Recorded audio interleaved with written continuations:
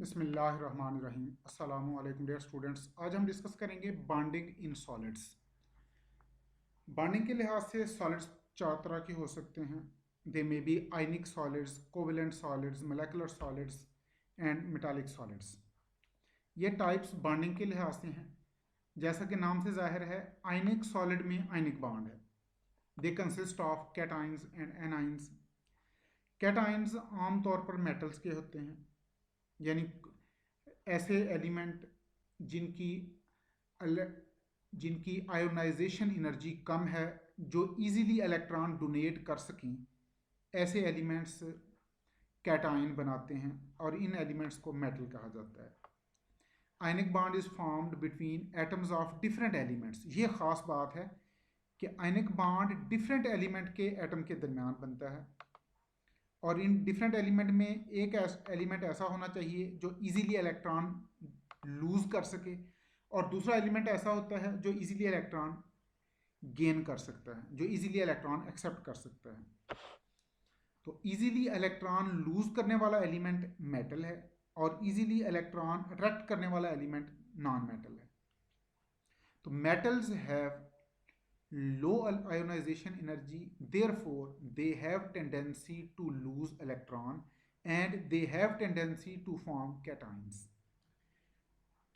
Non-metal have higher value of electron affinity. They have tendency to gain electron and therefore they have tendency to form anions. अब metal ने electron lose किए, cation बना लिया। Non metals ने electron gain किए और A9 बना लिया। कैटायन और एनाइन की अट्रैक्टिव फोर्स को बॉन्ड कहते हैं।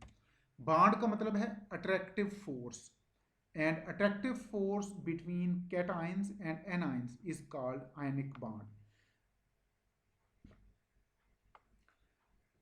आमतौर पर कैटाइंस मेटल से बनते हैं, चूंकि मेटल में इलेक्ट्रॉन लूज करने की टेंडेंसी ज़्यादा होती है। लेकिन some time non metallic cation भी होते हैं, लेकिन ये कॉम्प्लेक्स रेडिकल्स होते हैं, like ammonium ion, like phosphonium ion, imidazolium ion, pyridinium ion. तो cation may be simple radical of cation, cations may be simple radical of metals or complex radical like ammonium ion and phosphonium ion. Metal के simple radical mean like sodium ion, calcium ion et cetera, बेशुमार इनकी examples हैं। Sodium ion, calcium ion, magnesium ion, potassium ion, ferrous ion, ferric ion, they all are examples of simple red cations. Or complex cation, they are ammonium ion, phosphonium ion, imidazolium ion, pyridinium ion, etc. तो हम इनकी अब detail नहीं पढ़ रहे, just introduction कि आयनिक solids consist of cations and anions.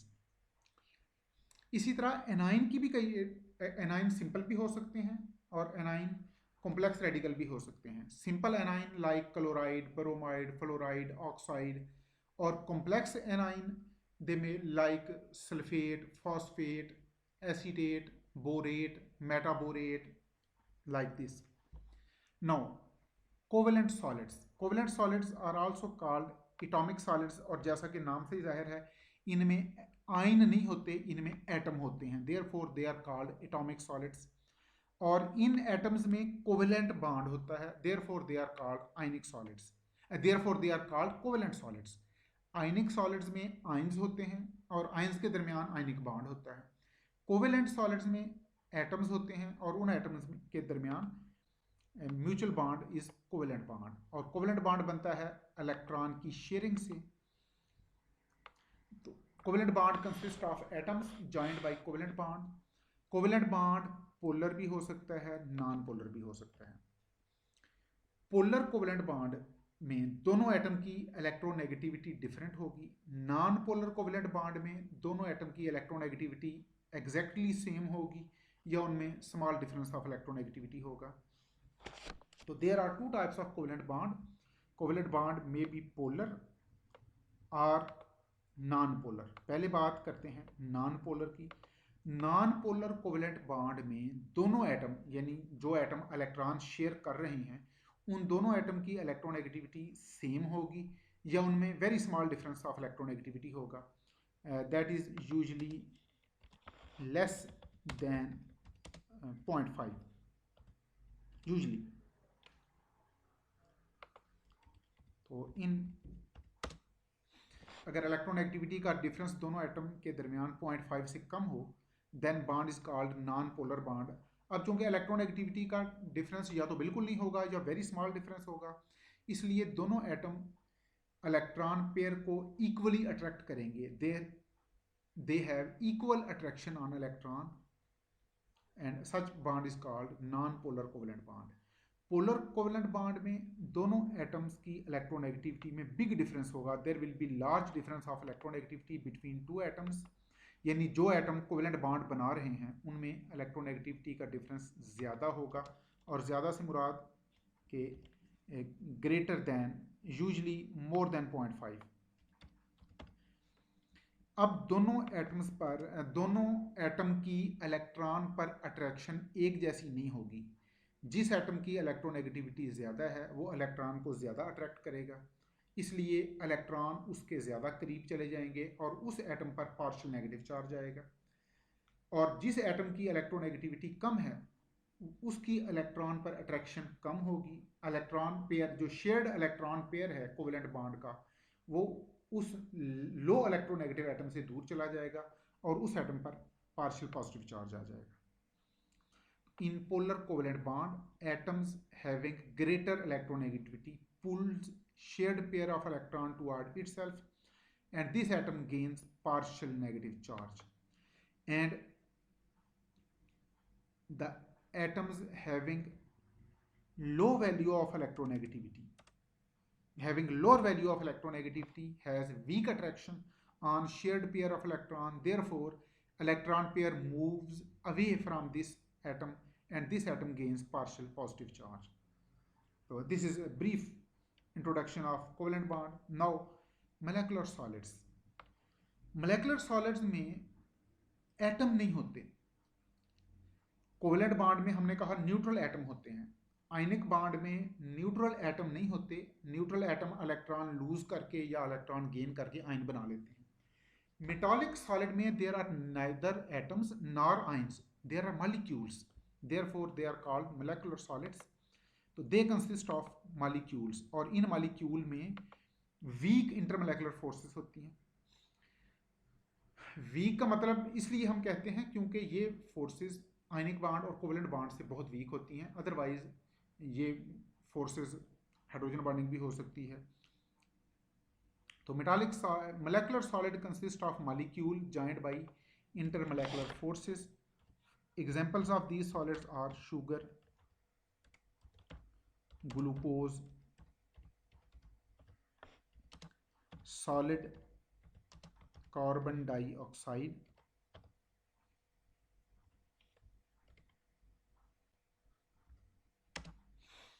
and like these paraffin,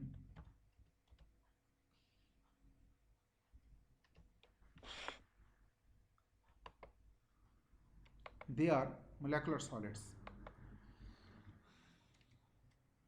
अब इनमें शुगर, ग्लूकोज, इनमें हाइड्रोजन बॉन्डिंग है।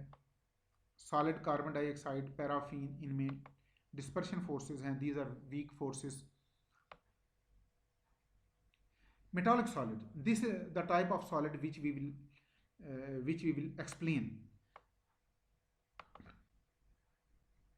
मेटालिक सॉलिड्स भी एक्चुअली एटॉमिक सॉलिड्स होते हैं, यानी इनमें आयंस या मॉलिक्यूल नहीं होते, इनमें एटम्स होते हैं, लेकिन इन एटम्स में इन एटम्स के बिटवीन, इन एटम्स के दरमियान एक स्पेशल बॉन्ड होता है that is called metallic bond. In metallic solids atoms are joined by metallic bond. अब मेटालिक बॉन्ड की नेचर क्या है इसको हम थोड़ी डिटेल से देखेंगे। मेटालिक बॉन्ड को ज़्यादा डिटेल से इसलिए पढ़ने की ज़रूरत है because 80% of elements are metals and the bond between atoms of metal is neither ionic nor covalent. This bond between metallic solid is neither ionic bond nor covalent bond. It is a special type of bond that is called metallic bond. Metallic bond is neither ionic bond nor covalent bond. अब metallic bond ionic bond क्यों नहीं होता? क्योंकि हम metallic ionic bond में पढ़ चुके हैं कि आयनिक बॉन्ड दो डिफरेंट एलिमेंट के एटम के दरमियान बनता है. सेम एलिमेंट के एटम के दरमियान आयनिक बॉन्ड नहीं बन सकता, क्योंकि आयनिक बॉन्ड के लिए ज़रूरी है कि एक एटम इलेक्ट्रॉन लूज करता हो, दूसरा इलेक्ट्रॉन गेन करता हो. अगर दोनों एटम गोल्ड के हैं या दोनों एटम सिल्वर के हैं या दोनों एटम आयरन के हैं या कॉपर के हैं या जिंक के हैं, यानी अगर सेम एलिमेंट के दो एटम हैं तो उनमें आयनिक बॉन्ड नहीं बनेगा. तो पहली वजह कि मेटालिक बॉन्ड को हम आयनिक बॉन्ड क्यों नहीं कहते, because ionic bond is formed between atoms of different element. Metallic bond is formed between atoms of different elements. Same element के एटम्स में आयनिक बॉन्ड नहीं बनेगा. And most commonly usually ionic bond is formed between metals and non metals. इसका मतलब है अगर दोनों atom metal के हैं तो फिर आयनिक बॉन्ड नहीं होगा. ये एक रीज़न. दूसरी रीज़न, आयनिक सॉलिड ब्रिटल होते हैं, लेकिन metallic solids malleable and ductile होते हैं. ब्रिटल का मतलब है जो इजीली टूट जाएं. आयनिक सॉलिड को अगर आप हिट करें वो ब्रेक हो जाते हैं, लेकिन अगर आप मेटालिक सॉलिड को हिट करें, अगर मेटालिक सॉलिड पे फोर्स अप्लाई करें, अगर मेटालिक सॉलिड पे स्ट्रेस अप्लाई करें, वो ब्रेक नहीं होते. उनसे आप वायर्स और शीट्स बना सकते हैं. अब आयनिक सॉलिड क्यों ब्रिटल होते हैं? बिकॉज आयनिक बॉन्ड इज नहीं, ये डिटेल से हम इंशाल्लाह बाद में देखेंगे कि आयनिक सॉलिड ब्रिटल क्यों होते हैं. यहाँ डिटेल से हम नहीं पढ़ेंगे, ये नेक्स्ट लेक्चर में इसको डिटेल से देखेंगे. आयनिक बॉन्ड, मेटालिक बॉन्ड, ये दोनों बॉन्ड नॉन डायरेक्शनल हैं, लेकिन इसके बावजूद आयनिक सॉलिड ब्रिटल हैं, metallic solid malleable and ductile हैं. ऑल्दो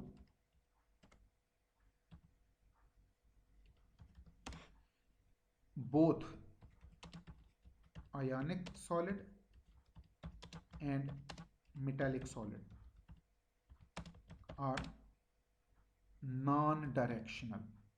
ये इसको हम आगे चल के डिटेल से पढ़ेंगे कि मेटालिक सॉलिड और आयनिक सॉलिड नॉन डायरेक्शनल क्यों होते हैं. यानी आयनिक सॉलिड भी नॉन डायरेक्शनल है, मेटालिक बॉन्ड भी नॉन डायरेक्शनल है, लेकिन इसके बावजूद इन दोनों के बिहेवियर अपोजिट हैं. आयनिक सॉलिड ब्रिटल हैं और metallic solid malleable and ductile हैं. तो इसको हम डिटेल से देखेंगे कि how metallic bond are non directional and how ionic solids are non directional. अगली बात, आयनिक सॉलिड्स नॉन कंडक्टर होते हैं या वीक कंडक्टर होते हैं, लेकिन metallic solids are very good conductors of heat and electricity. Ionic solids are non conductor are weak conductors of heat and electricity, but metals are very good conductors of heat and electricity. तो ये तीन properties हैं आयनिक solid और covalent metallic solid की, एक दूसरे से बिल्कुल डिफरेंट हैं. इसलिए हम कहते हैं कि metallic solid bond ionic bond नहीं होगा. अब देखते हैं कि क्या मेटालिक बॉन्ड कोवलेंट बॉन्ड हो सकता है. तो लेकिन ऐसा नहीं होता. Metallic bond is not covalent bond. इसको अब हमने प्रूव करना है कि why metallic bond is not covalent bond. पहली बात, metallic bond is not covalent bond because covalent bond is directional, but metallic bond is non directional. Covalent bond directional है, लेकिन मेटल के एटम में बॉन्ड नॉन डायरेक्शनल होता है. तो इसके हम नेक्स्ट लेक्चर में देखेंगे कि कोवलेंट बॉन्ड क्यों डायरेक्शनल है और मेटल के एटम्स में बॉन्ड नॉन डायरेक्शनल कैसे होता है. We will discuss it in detail in next lectures. Again वही वजह, जिस तरह हमने कहा था आयनिक सॉलिड ब्रिटल हैं, इसी तरह कोवलेंट सॉलिड भी ब्रिटल हैं. आयनिक सॉलिड्स भी ब्रिटल हैं, कोवलेंट सॉलिड्स भी ब्रिटल हैं, लेकिन मेटल्स ब्रिटल नहीं होते. तो देखें प्रॉपर्टीज में there is difference of 180 degree.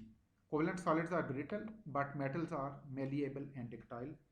तो इसका मतलब है कि मेटालिक बॉन्ड मेटल के एटम्स के दरमियान जो बॉन्ड है ये कोवेलेंट बॉन्ड नहीं होगा, वरना मेटल को भी ब्रिटल होना चाहिए था। अब तीसरी रीजन देखें, covalent solids they are non conductors except graphite and conducting polymer. Graphite और कंडक्टिंग पॉलीमर्स के अलावा तमाम covalent solids non conductor of heat and electricity होते हैं, but metals are very good conductors of heat and electricity. तो ये एक और डिफरेंस है मेटल्स का और कोवेलेंट सॉलिड्स का। और चौथी रीजन, कोवेलेंट सॉलिड्स ज़्यादातर लिक्विड और गैसेस होते हैं, बहुत कम कोवेलेंट सॉलिड्स हैं जो मेटालिक फॉर्म जो सॉलिड फॉर्म में होते हैं। लेकिन मेटल्स मरकरी के अलावा तमाम मेटल सॉलिड हैं, यानी other than mercury all metals are solids. लेकिन कोवेलेंट सॉलिड की मेजॉरिटी सॉलिड नहीं होती, therefore we conclude that bond between metal atoms is not covalent bond.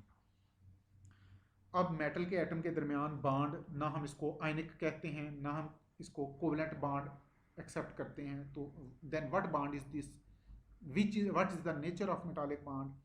इसलिए ये कहा गया है कि मेटालिक बॉन्ड एक स्पेशल टाइप का बॉन्ड है that is neither ionic nor covalent.